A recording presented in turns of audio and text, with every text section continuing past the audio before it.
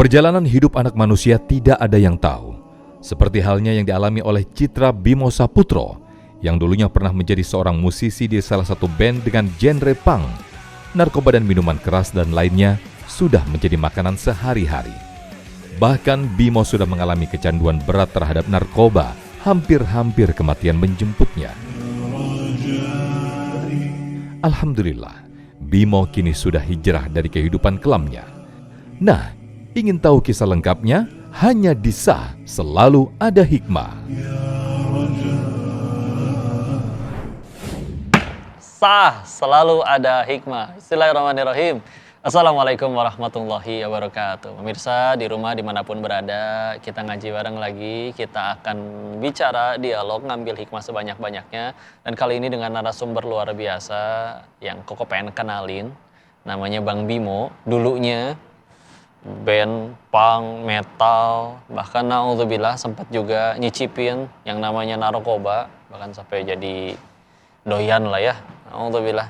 Maka sekarang tapi sudah beda banget, udah tobat, auranya juga udah beda banget, dan kita akan mengambil hikmah bagaimana perjalanan hidupnya. Assalamualaikum warahmatullahi wabarakatuh. Waalaikumsalam warahmatullahi wabarakatuh. Masya Allah. Punten nih gebrak-gebrak nih tadi nih. Orang kaget. Alhamdulillah sehat Bang Bimo ya. Alhamdulillah benar. Alhamdulillah sehat. Alhamdulillah, semoga selalu dijaga, dimuliakan oleh Allah. Amin. Dan tadi di opening kita pengen ngambil hikmah nih. Jadi dulu cenah katanya ya masa lalu lah ya, waktu masih di death metal dan juga narkoba. Itu gimana, apa aja yang pernah dilakuin? Dulu masa tahun 90-an benernya. 90-an. 90-an. Lahirnya tahun? Tahun 80. 80, masih muda. Di tahun 90 masih ya pergaulan kan. Masih berjalan ya, suka-suka musik gitu, suka-suka nongkrong gitu kan. Akhirnya mau bikin gitu. Ayolah bikin band. Wah, ngumpul bikin band naon? Ini band gagaokan gitu. Keteriakan ya. Gitu. Nah, Sejauh ini apa yang paling jauh atau ngerasa mungkin hal paling salah, paling ngaco, paling disesali yang bisa diceritakan dulu? disesali ada dua kok. Apa aja tuh? Satu punya masa juga untuk di tubuh ini ada tato. Gitu. Tato ada ini masih? Ada tuh. Coba Nah, tuh sekarang deh lagi masih apa? hapus. Tahap penghapusan. Cuman kan nggak bisa langsung ya? Dulu nggak bisa langsung. Nah Coba. ini alhamdulillahnya Oh, dulu. iya. Nah ini kok. Maaf. Nyampe mana? Nyampe bawah ini? Enggak sampai bawah. Situ Sampai belakang ya, aja. bahu. Belakang, oke. Punggung, kanan juga ada? Kanan ayah. Cuman udah mulai di... habis lah, hilang dikit-dikit gitu. Dikit-dikit lagi atau. Proses ya. Nah, proses ini lumayan udah ketemu tuh pas sadar-sadarnya kok. Jadi 2017-18. Iya. Penyesalan pertama tato. Tadi yang kedua yang terbesar. Yang kedua narkoba. Apa aja yang pernah dicicipi? Apa sih tuh? Kok Semua? yang ada? Gaskeun. Hampir. Efek paling buruknya pernah nyampe kayak mohon maaf ya sampai pingsan kah atau sampai Overdosis. Overdosis sempat. Overdosis. Terus dilarikan ke rumah Enggak, sakit. didiemin sama temen. Terus Alhamdulillah sadar kok. bangun sendiri. Tapi 3 hari. 3 hari nggak bangun-bangun. Katanya udah ditampol, udah apa namanya dulu mah zamannya tampolin Iya, gitu ya, ditampalin. digampar-gamparin gitu. Dia nggak bangun-bangun gitu. Akhirnya dia tinggal kabur. 3 hari baru balik. Terus sama teman-teman bandnya itu juga. Nah terus temen band lama-lama sadar gitu kan. Nah dalam satu band itu kan sempat dari underground itu masuk ke, kenapa sih di underground nggak maju-maju gitu. Kayaknya kita pindah ke rock nih. Gitu. Main musik ganti rock genre. lah, ganti genre gitu kan, yang menghasilkan uang gitu kan. Ya udah akhirnya. Tapi lama-lama dari personil saya tuh ada yang meninggal. Oh. Gara-gara sama Ya, obat. Gara-gara obat itu. Gitu. Akhirnya Ada berapa orang yang sampai wafat, Mas Bang? hampir 3 orang dari 3 personil orang. satu band. Dan belum Overdosis. teman-teman yang di luar lain. Overdosis. Overdosis. Jadi ya Allah belum sempat ini juga ya, belum sempat Belum sempat berhenti. belum sempat tobat lah itu. Gara-gara itu juga nggak akhirnya pengen berhenti? Gara-gara itu tapi itu agak-agak susah kok karena menolaknya itu karena pergaulan mungkin kok ya. Dari pergaulan Kiri kanan juga. teman-teman juga. Teman-teman. Udah nggak mau beli dia nawarin gitu. Gitu jadinya. Aduh. Kumahnya gitu kan. Hmm. Terus 2008 saya nikah. Ya udah mulai agak berkurang tuh kok. Udah ngurangin lah ibaratnya, hampir enggak lah gitu loh pokoknya. Karena Tapi kan sekarang udah nikah. bersih dong ya. Sekarang alhamdulillah 2018, 18 saya total. Saya penasaran, izin ya, saya belum pernah nyoba, nggak mau nyoba. Rasa Jangan, sakau Om. tuh kayak gimana sih sebetulnya? Sakau tuh udah nggak bisa nerima semuanya kok. Nggak sampai yang katanya kayak ketusuk-tusuk itu tuh benar. tusuk-tusuk, mendingan digebukin orang dah semuanya gitu. Jadi gebot kan sakit, tapi Nah, ini gitu. mendingan dipukul daripada sakau. Mendingan dipukul daripada nahan gitu. Jadi mukul-mukul serangan, Mbak. Tapi kalau sakau didiemin terus nggak ngambil obat, akan sembuh sendiri, hilang sendiri nggak? Jadi kalau saya pribadi itu dari niat sih kok memang. Niat, betul. Niat. Heeh. Nah, dari niat pertama niat, kedua yang dilawan itu sugesti. Oh, kalau udah Sugestinya suges itu- repot ya. Nah, sugesti itu yang membawa yang membuat susah itu sugestinya itu. Yang masih hidup tapi dulu pernah kenal di lingkaran yang sama, ada yang masih suka ngajakin lagi nggak? Nggak ada. Semuanya Udah udah. bener-bener ya, udah bener-bener ganti bener ganti. circle. Ibarat ikan mah udah pindah kolam ini. Betul. Alhamdulillah. Iya, kadang kita tuh salah nyemplung doang memang. Benar kok. Ketika akhirnya udah di kolam yang benar, potensi kita keluar, sekeliling juga mendukung, support. Maka Masya Allah banget. Maka siapa sosok paling berpengaruh nih dalam sejauh ini perjuangan sampai benar-benar berhenti? Sosok selama ini yang berpengaruh buat saya itu terutama istri saya. Istri, diajak nggak? Diajak kok. Diajak. Kalau ada di sini. Oh, kalau gitu nanti izin bakal diajak ngobrol ya buat Enggak. pemirsa juga. Nah, kita akan lihat bagaimana perjuangan mereka dan bagaimana sampai benar-benar bersih dan ini jadi bukti ya, beneran bisa bersih tanpa pakai lagi. Kita akan bahas di acara Sah Selalu Ada Hikmah nanti kan. Kesan pertama kenal kayak gimana?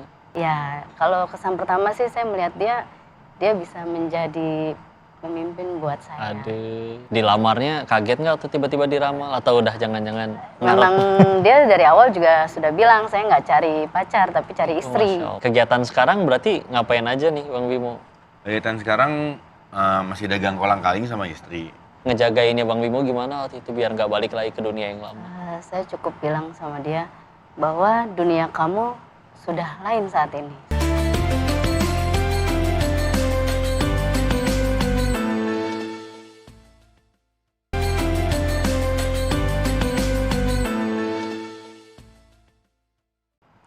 Sah, selalu ada hikmah. Mas, Udah bener belum itu? Tapi kurang sedikit Iya ya, lagi gitu. sarakit leher. Heeh. Enakan ngaji. A'udzu billahi. La haula wala quwata illa billah. Alhamdulillah, pemirsa kita balik lagi di acara Sah Selalu Ada Hikmah dan kali ini sudah ada figur yang mendampingi Bang Bimo sampai jadi soleh insyaallah ya. Dan beliau adalah istri beliau yaitu Teh Penny. Mohon maaf Teh Penny ya. Kita akan ngobrol dan ngambil hikmah dari beliau. Assalamualaikum warahmatullahi wabarakatuh Teh. Ya, Waalaikumsalam warahmatullahi wabarakatuh. Alhamdulillah. Jadi kenal Bang Bimo nya Teh udah baik kayak begini atau dulu masih gimana tuh? Untuk kenalnya sih sebenarnya sudah baik ya. Cuma untuk backgroundnya seperti apa memang udah cerita sebelumnya. Tapi untuk pada saat dia seperti itu saya belum bertemu. Oh gitu. Iya. Kenalnya lewat Satu kerjaan dulu. satu kerjaan. Iya, kantor. Terus? Nah, terus beliau cerita masa lalunya. Iya. Ya sudah, saya cuma bisa mendukung apa yang dia mau gitu kan. Kesan pertama kenal kayak gimana? Baik orangnya. Memang Terus, bagus. iya, memang Udah baik. langsung ada.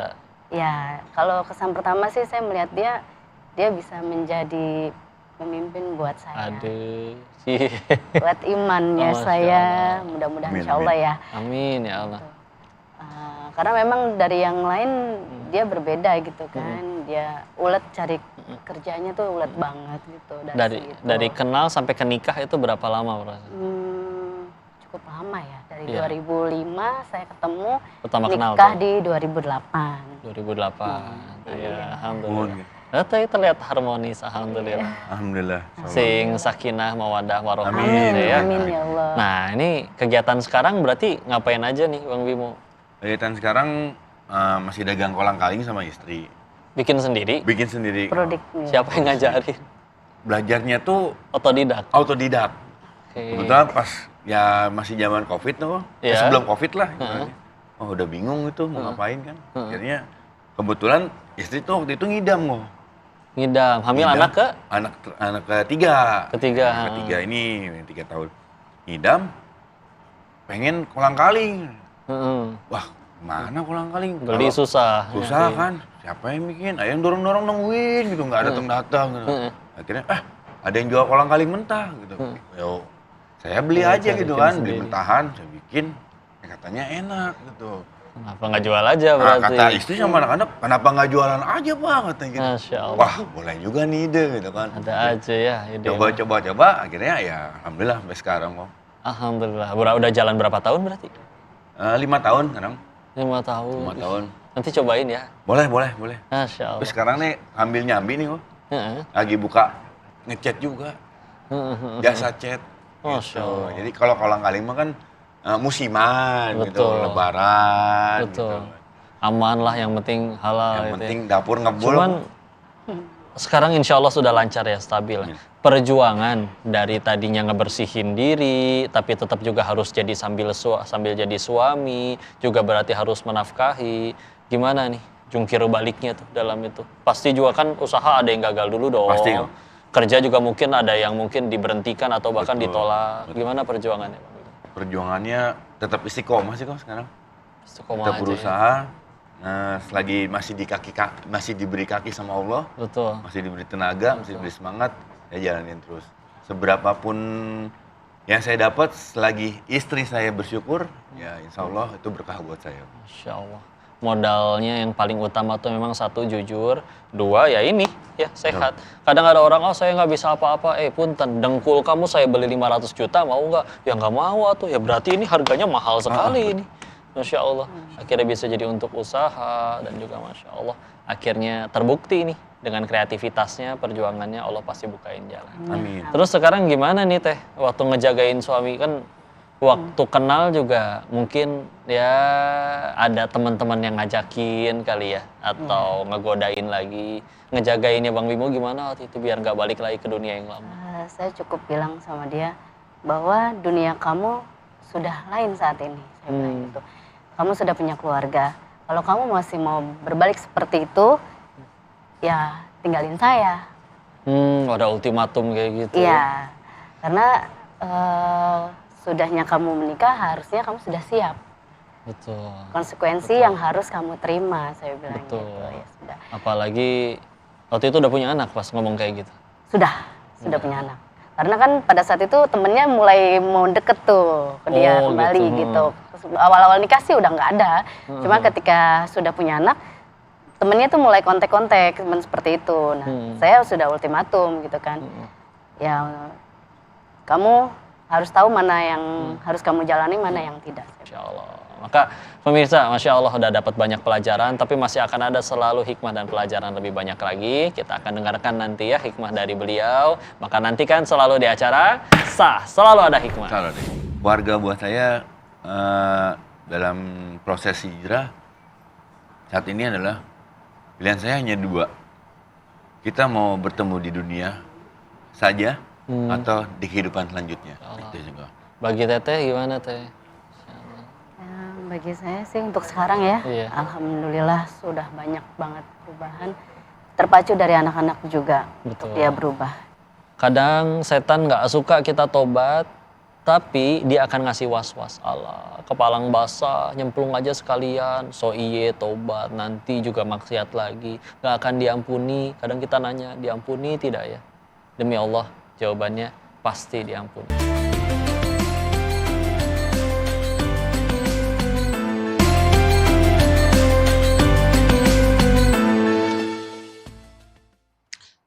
Sah, selalu ada hikmah. Oh, nggak perlu grow atau scream lagi ya. Nah, Masya Allah. Yang dulu terteriakan juga sekarang jadi kalem. Maka Masya Allah. Kita lanjutkan ngambil hikmah dari Bang Bimo dan juga istri nih, Teh Penny. Bang Bimo, Ya, kok. seberapa besar dan seberapa mahal peran keluarga, istri, anak, sampai bisa-bisanya berhenti total, ninggalin semua kenikmatan-kenikmatan yang dulu? Seberapa besar, seberapa mahal. Seberapa besarnya sangat besar. Kalau mahalnya nggak kebeli. Nggak kebeli, Nggak kebeli. Nggak kebayar. nggak kehitung pakai Nggak kehitung apa. berapa.